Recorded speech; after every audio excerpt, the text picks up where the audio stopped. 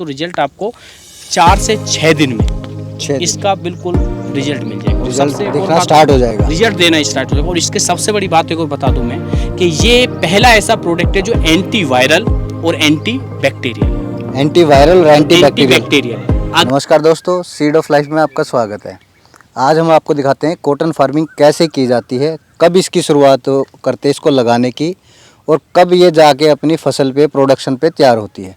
आपको मिलवाते हैं किसान से जिनका नाम है संदीप, और एक उनके साथ हैं अंकुश शर्मा जी, जिनकी देख रेख में इस फार्मिंग को किया गया है संदीप किसान के द्वारा।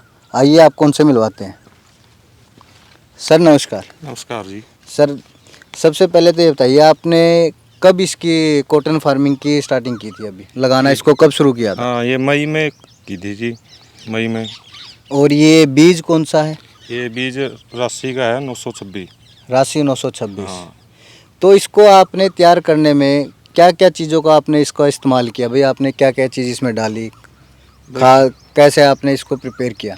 ये बेड विधि से बिजाई की थी जी हमने। हाँ हाँ। तो बेड साथ में इसमें थोड़ा DAP भी डाला है 20 किलो।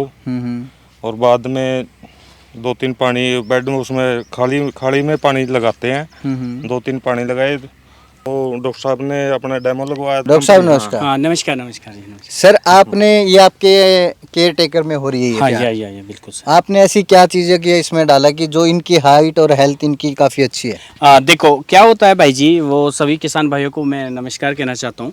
तो ये क्या है ना, देखो फार्मिंग क्या होती है कि सबसे पहले अगर हम कोई भी फसल लगा रहे हैं ना, तो उसके बारे में हमें बेसिक नॉलेज होनी ज़रूरी है।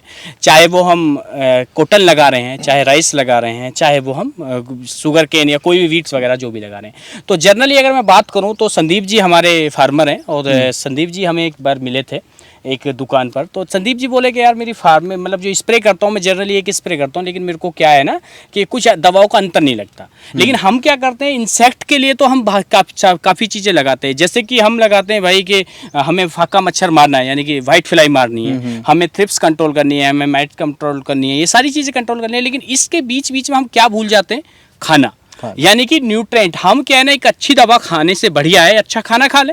तो इसीलिए संदीप जी को ही मैंने बताया, और संदीप जी बोले कि देखो जी ऐसा है कि हम सारी चीज़ हम करते हैं, और सारी चीज़ हम न्यूट्रेंट तो हम देते हैं। मैंने DAP भी डाल दी, पोटास भी डाल दी, सारी चीज़ दे दी। लेकिन क्या होता है कि जनरली कुछ चीज़ें नहीं आती हैं। जैसे एक जनरली हार्मोन्स होते हैं, हार्मोन्स अभी एग्रीकल्चर की लाइन में अगर मैं बात करूं तो कुछ ही कंपनियां हैं जो हार्मोन्स को प्रोवाइड करा रही हैं। लेकिन संदीप जी को मैंने बताया, बोले नहीं यार मैंने डाल दिया। लेकिन हम बोले कि चलो कोई नहीं, आप लेट मी चेक, हम चेक करते हैं और उसमें देखते हैं अगर। अच्छा सर, प्लांट की भी हार्मोनल चेक किया जाता है? हाँ। एक्चुअल में क्या होता है, देखो मैं हार्मोन्स की अगर मैं बात करूं, प्लांट के हार्मोन्स की बात करूं या फिर अपने हार्मोन्स की बात करूं, हमारे बचपन में दाढ़ी नहीं आती ना। क्यों नहीं आती? क्योंकि हार्मोन्स उस टाइम नहीं बनते, अगर मैच्योर नहीं होते। अगर मैं प्लांट की बात करूं तो प्लांट का जो फ्लावर्स है या फ्लूल्स है वो कब गिरता है, जब वो पक जाता है यानी कि उसके हार्मोन्स डेवलप हो जाते हैं। अगर मैं प्लांट की हार्मोन्स की बात करता हूं तो प्लांट में hormones stage by stage very करते हैं। कि अगर छोटा है तो उसको वर्टिंग मतलब वेजिटेटिव ग्रोथ के लिए हार्मोन्स चाहिए। अगर वो ऊपर बढ़ गया यानी कि उसको मतलब बढ़वार के लिए, आपको पैदावार बढ़ाने के लिए, आपको फर्टिगेशन के लिए, यानी कि रिप्रोडक्टिव सिस्टम के लिए हार्मोन्स डेवलप चाहिए। और मैच्योरिटी के टाइम पे मैच्योरिटी के हार्मोन्स का। लेकिन एक चीज़ और सर, कॉटन फार्मिंग करने से पहले pH वैल्यू को भी चेक किया जाता है कि सोइल की pH वैल्यू कितनी होनी चाहिए? हाँ, अगर मैं जनरली अगर एक सोइल हेल्थ की बात करता हूँ तो सोइल हेल्थ में आपको सबसे पहला अगर pH हम मतलब सब सोइल टेस्टिंग कराते हैं तो सबसे पहला आता है pH, पावर ऑफ हाइड्रोजन। अगर हमारा pH ठीक है, यानी कि pH ठीक कैसे नापेंगे कि pH ठीक नापेंगे हम उसको मतलब पैरामीटर से, मतलब पैरामीटर्स यानी कि जो pH मीटर होता है उससे नाप सकते हैं। तो उसमें क्या ना एक स्केल होता है, स्केल में जो 0 से 14 तक होता है। लेकिन एक जमीन, अच्छी ज़मीन के pH के लिए कितना होता है, 6.5 से 7.5। अगर 6.5 से 7.5 pH है तो आपके 6.5 से 7.5 अगर pH है तो आपकी ज़मीन वो स्वस्थ मानी जाती है। अगर 6.5 से नीचे है तो अम्लीय होती है, और अगर 7.5 से ऊपर है तो लवणीय और क्षारीय होती है। तो अभी आपने इसमें कौन से आपने दवाई का छिड़काव किया है? अभी इसमें हाँ, अभी जो मैंने एक इनको प्रोडक्ट लगवाया है वो बिलबॉन्ड नाम से प्रोडक्ट है और नैनो टेक्नोलॉजी का प्रोडक्ट है और उसका क्या ना वो 6 डिऑक्सी प्लस कैस्टाइस्टेरोन 2 प्रोडक्टों का कॉम्बिनेशन है और ये उसकी पुड़िया आती है ना, ये भाई अच्छा सर, एक बहुत सी एक चीज़ है, इसमें फर्टिलाइजर्स का भी केमिकल का उपयोग है या ये बायोलॉजिकल है? ये जो है ना ये हार्मोन्स है, ये केमिकल नहीं है, ये हार्मोन्स बेस है और इसकी जो डोज है वो 30 ग्राम एकड़ है और नैनो टेक्नोलॉजी का प्रोडक्ट है, ये केमिकल नहीं है, ये हार्मोन्स है। जो विलबॉन्ड आपकी कंपनी है, हाँ जी, वो केमिकल प्रोडक्ट भी देती है और बायोलॉजिकल भी? हाँ, सभी तरीके की कंपनी जो भी है, चाहे आप किसी भी कंपनी के कॉम्पिटिटर की बात करो तो सभी तरीके की कंपनियां वो प्रोवाइड कराती हैं, लेकिन अगर विलोवुड की बात करो तो विलोवुड क्या है ना हार्मोन्स बेस और पेटेंट टेक्नोलॉजी के नाम से वो ज़्यादा प्रेफर करती है। तो ये जो प्रोडक्ट हैं देखो केमिकल भी आते हैं, लेकिन अगर मैं इसको बात करता हूँ नेचुरल में, अगर आप ऑर्गेनिक खेती करना चाहते हैं तो आप इसको यूज़ करो, कोई भी इशू नहीं है। और भी पीजीआर्स हमारे आते हैं और भी मतलब हार्मोन्स बेस आते हैं जो हमारी सॉइल हेल्थ के लिए, हमारी प्लांट हेल्थ के लिए काम करते हैं, तो उसके लिए इसको लगा लें, कोई भी 1% भी केमिकल का परसेंटेज। अच्छा सर, एक चीज़ और, जो हार्मोन है वो ओवरऑल अभी तक 5 लॉन्च हुए हैं या उनकी जो डिस्कवरी हुई है, हाँ, वो कितने हार्मोन की अब तक एग्रीकल्चर डिपार्टमेंट ने इस चीज़ की डिस्कवरी की है एक्चुअल में प्लांट के अंदर हार्मोन्स की अगर मैं बात करता हूँ तो हार्मोन्स जो है ना, जो इंडिया की अगर मैं बात करूँ तो इंडिया में 1980 के लगभग हार्मोन्स डेवलप हुए थे। 5 हार्मोन्स डेवलप हुए थे, जिनमें से पहला हार्मोन्स है स्टिग्मास्टेरोल, दूसरा कैम्पास्टेरोल, तीसरा 6 डिऑक्सी, चौथा कैस्टास्टेरोन और 5वां है बेसिडोनाइड्स। अगर मैं बात करता हूं तो आपको एग्रीकल्चर की अगर लैंग्वेज, एग्रीकल्चर के अगर सेक्टर की बात करो तो आपको ह्यूमिक, अमीनो, फुलविक, नाइट्रो, ये सारी चीज़ें मिल जाएंगी, लेकिन हार्मोन्स की कोई बात ही नहीं करता, क्योंकि हार्मोन्स को मतलब बढ़ाने के लिए हमें क्या ना मेहनत करनी पड़ती है, उसको रिजल्ट दिखाने पड़ते हैं सभी चीज़ को करने। तो कुछ कंपनियां हैं, चुनिंदा 2 ही कंपनियां हैं जो हार्मोन्स को लेके काम कर रही हैं इंडिया में। अगर बात करता हूं तो जिस कंपनी का मैंने यूज करा है बिलोवुड जो है, बिलबॉन्ड जो यूज करा है, ये कंपनी उनमें 5 में से 4 हार्मोन्स वो प्रोवाइड करती है। 4 हार्मोन अकेले देती है। जो एक तो 2 हार्मोन्स जो हैं वो किसके लिए काम करते हैं, सॉइल के पीएच के लिए। अगर किसान भाइयों की अगर हो इच्छा तो मैं नेक्स्ट वीडियो में आप अगर चाहते हो तो मैं पूरा बता सकता हूँ उसमें कैसे कैसे वो काम करता है, कैसे हटके। तो दूसरा वो सॉइल हेल्थ के लिए काम करता हूँ। ये क्या है, ये हमारा प्लांट को फर्टिलाइजेशन क्रिया के लिए काम करता है। अगर मैं नरमे की बात करता हूँ, क्योंकि हमारा मतलब ट्रैक हमारा दूसरा हो गया, मैं दूसरा करता हूँ। नरमे की अगर मैं बात करता हूँ तो नरमे में समस्याएं क्या होती हैं, हर चीज़ के एक टॉपिक मतलब एक पॉइंट होते हैं समस्याओं के, कि पहली समस्या है फार्मर का ग्रोथ अच्छी हो, इल्ड अच्छी आएगी। दूसरा समस्या है कि उसका जो फ्लोवरिंग है वो ड्रॉपिंग कम से कम, जिससे कि मेरा जो अल्टीमेट कॉटन की जो प्रोडक्शन है वो ज़्यादा होगी। तो अब इसके लिए क्या करना है कि भाई हम जो फक्का मच्छर मार रहे हैं, सफ़ेद या वाइट फ्लाई मार रहे हैं, या हम मतलब गुलाबी सूंडे के लिए मार रहे हैं, या और इंसेक्ट मार रहे हैं, क्यों मार रहे हैं, अल्टीमेटली पैदावार के लिए मार रहे हैं ना। तो पैदावार हमारी कब आएगी, जब टिंडा बढ़िया होगा, रेशा अच्छा आएगा, तो ये सारी चीज़ें आएंगी। तो उसके लिए भी क्या होता है कि अगर मैं बात करता हूँ पहली परेशानी होगी उसकी हाइट,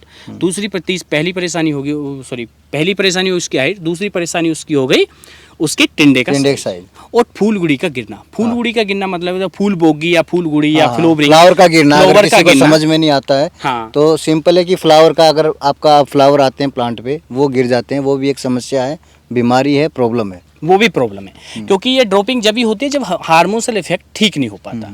तो इस चीज़ के लिए क्या है ना, ये सारी चीज़ें जो 2-3 परेशानियां हैं, और इन परेशानियों के लिए निजात क्या है ना, हमारा प्लांट का एक जो हार्मोन्स का बैलेंस है वो सही होना ज़रूरी है। अगर हमारे प्लांट का हार्मोनल बैलेंस ठीक रहेगा तो हमारा प्लांट ठीक से फूड सप्लाई करेगा। हम देखो लागत तो सभी लगाते हैं, लेकिन वो मिलती कितने % है वो डिपेंड करता है हार्मोन के ऊपर। दूसरा एक और देखा है कि आपका जो फार्मर है, जैसे अगर कॉटन की मैं बात करूँ, कॉटन का जो फार्मर है, नीचे जो टिंडे लगते हैं वो तो होते हैं मोटे, उसमें जो एक जनरली जो टिंडे का जो रेशा होता है 3 से 5 ग्राम का टिंडा होता है पहला। लेकिन अगर ऊपर आते जाते हैं जैसे टिंडे, तो उसमें छोटे छोटे साइज होते चले जाते हैं। तो वो भी एक फार्मर की बहुत बड़ी समस्या है। वो क्या है ना, प्रॉपर फूड सप्लाई का ना होना, उसकी भी एक इशू आता है। बिल्कुल। अभी आपने इसमें छिड़काव किया दवाई का, कितने दिन पहले किया था आपने? ये हमने 12 दिन पहले किया था, संदीप जी के सामने था, और संदीप जी को टंकी कराई थी, ये घोल के करवाया था। एक टंकी का हमने छिड़काव कराया था 3 ग्राम 3 ग्राम एक टंकी यानी कि 15 लीटर पानी में हमने 15 लीटर में 3 ग्राम। हाँ, अब क्या होता है कि ये कराने के बाद जब संदीप जी बोले कि यार देखो हमने वो तो इंसेक्टी तो लगा दी और हमारा अंतर है, लेकिन अब जब इनको अंतर दिख, जो आपने दवाई का छिड़काव किया ये काम कैसे करती है वो एक बार आप बताना चाहोगे? हाँ वो मैं बताना चाहूँगा। इसका जो अगर मैं स्प्रे किया था, अगर मैं इस प्लांट को देखता हूँ, इस प्लांट की हाइट जो है ना मेरे हिसाब से लगभग 4.5 फीट होगी। और जिसमें मैंने मतलब जिसमें नहीं लगवाया था उसकी देख लो हाइट कितनी है। अब इसका डिफरेंट क्या करता है, जैसे ये वाला पार्ट था जो नहीं लगाया, इसमें हाइट देख सकते हो। तो इसमें अंतर क्यों आया, वो अंतर मैं एक बार बताना चाहूँगा कि इसका क्या है ना, ये जो प्रोडक्ट है, ये प्रोडक्ट काम कैसे करता है कि पहला क्या है ना, इसको वर्टिकल ग्रोथ बढ़ाता है, क्योंकि ये जो एक बार प्लांट के साथ दिखाओ वर्टिकल ग्रोथ का और उनका। तो अगर मैं बात करता हूँ, अगर प्लांट की मैं हाइट की बात करता हूँ, अगर जैसे कि बात करूँ वर्टिकल ग्रोथ की बात करूँ, तो वर्टिकल ग्रोथ है यानी कि इसकी हाइट कितनी जाती है वो एक है, क्योंकि जितनी ज़्यादा हाइट होगी, जितनी ज़्यादा ऊपर से ये नॉर्मल रहेगा, मतलब मुलायम रहेगा, उतनी ज़्यादा इसमें ग्रोथ होगी। पहला काम। दूसरा काम है कि इसमें क्योंकि 2 तरह की वो होती हैं, 2 तरह की टहनियाँ होती हैं, एक होती है मोनोपोडिया, एक होती है सिम्पोडिया। मोनोपोडिया और सिम्पोडिया। हाँ, अगर बात करूं कि टिंडे जो लगते हैं वो सिम्पोडिया पे लगते हैं, है ना। मोनोपोडिया पे एक आध टिंडा का भी लग जाता है, नहीं लगता, लेकिन वो सिम्पोडिया पे मतलब 100% सिम्पोडिया पे लगते हैं। अगर मैं बात करता हूँ तो वर्टिकल इसको भी बढ़ गई, मोनोपोडिया बढ़ गया, तो सिम्पोडिया जो निकलेंगे, इसकी जो साइड की जो ब्रांच है, ये साइड की जो ब्रांच है उन पर टिंडे लगते हैं, गांठ पे टिंडे लगते हैं। इसका जो गांठ का जो साइज है, मतलब ज्वाइंट पे हाँ, जो ज्वाइंट पे जो गांठ बोलते हैं इसको, इसका जो साइज है इसको कम कर देता है, जिससे कि टिंडे ज्यादा लगते हैं, लड़ी में टिंडे लगते हैं। तो इसी तरीके से अगर इस प्लांट पे आप देख सकते हो, देखो कितने टिंडे हैं, 1 2 3 4 5। ये एक तरह से चैन सर्कल बन गया, जिससे कि देखो फार्मर को क्या है ना, अल्टीमेटली ज्यादा टिंडे होंगे तो वो ज्यादा प्लांट मतलब ज़्यादा प्रोडक्शन होगा। एक इसका काम क्या है, नैनो टेक्नोलॉजी का काम क्या होता है कि अगर एग्रीकल्चर की लाइन में बात करूँ, फार्मा में तो काफ़ी है, लेकिन अगर एग्रीकल्चर में क्या बात करूँ तो नैनो टेक्नोलॉजी का क्या है, जहाँ इसकी ज़रूरत है वहीं जाके काम करता। अगर इसको हम लगाते हैं 40 से 45 दिन पर, तो ये बढ़भार करेगा, मतलब सिम्पोडिया बढ़ाएगा और बढ़भार ग्रोथ करेगा, हाइट करेगा। और अगर मैं इसको जहाँ लगाता हूँ 70 से 80 दिन पर, तो वहाँ क्या करेगा, ये नंबर ऑफ फूल और फल, यानी कि इसका जो कलर मिलेगा, प्रोडक्शन इंक्रीज करेगा, ये सारे काम करेगा। और जहाँ इसकी जरूरत है वहाँ ये अपना आके काम करता है, क्योंकि ये पूरे प्लांट में रहेगा, और पूरे प्लांट में रहने के बाद अगर लीफ में जरूरत हो लीफ पे जाएगा, मतलब फ्लावर्स में जरूरत हो फ्लावर्स में जाएगा। तो इसीलिए इसका काम है। और इसकी जो मात्रा जो डलती है, 30 ग्राम 1 एकड़ में, 30 ग्राम 1 एकड़ में, और 150 लीटर पानी, 150 लीटर पानी में। और इसको घोलना एक अच्छा है, अगर जितना अच्छा ये घुल जाएगा उतना ही अच्छा ये रिजल्ट देगा। इसकी जो है मिक्सिंग प्रॉपर्ली हमें करनी पड़ेगी। हाँ, मिक्सिंग प्रॉपर्ली करनी पड़ेगी, क्योंकि देखो 30 ग्राम है और 1 किला मतलब 1 एकड़ ज़मीन है, तो उसका जो जितना भी डिस्पर्स जो ज़्यादा फैलेगा उतना ही ज़्यादा काम करेगा। तो इसको क्या है कि लगाने से लगभग 15 से 20 मिनट पहले इसको अच्छी तरीके से घोलना है। जितना अच्छा इसका घोल बन जाएगा उतना ही अच्छा ये जल्दी रिजल्ट है। इसका जो रिजल्ट देखने के लिए अगर बात करते हैं तो रिजल्ट आपको 4 से 6 दिन में इसका बिल्कुल रिजल्ट मिल जाएगा, और सबसे दिखना स्टार्ट हो जाएगा, रिजल्ट देना स्टार्ट हो जाएगा। और इसके सबसे बड़ी बात एक और बता दूं मैं कि ये पहला ऐसा प्रोडक्ट है जो एंटी वायरल और एंटी बैक्टीरियल है। अगर मैं फिर कह रहा हूँ दोबारा से, अगर कोई भाई मतलब नेचुरल फार्मिंग करता है, यानी कि ऑर्गेनिक फार्मिंग करता है, आप इसको लगाओ, 1% भी केमिकल नहीं है, ये मतलब ये आपका क्या ना हार्मोन्स है, यानी कि एक अच्छा खाना है, ना कि अच्छी दवा। हाँ, तो ये है सर। तो दोस्तों ये थे हमारे साथ डॉक्टर साहब जो विलो बॉन्ड से हैं, इनके ही देख रेख में कॉटन फार्मिंग की गई है। आप देख सकते हो कॉटन फार्मिंग एकदम कितनी बढ़िया तरह से तैयार है, और यही मैंने आपको दिखाया था। बहुत सी जगह कॉटन फार्मिंग आप साइड में भी देखो वो इतनी ग्रोथ पे नहीं है। यही फ़र्क है, जो जिस दवाई का प्रोडक्ट का इन्होंने छिड़काव किया ये जो है आज उसी की वजह से है। तो दोस्तों चैनल को लाइक और सब्सक्राइब जरूर कीजिएगा। धन्यवाद।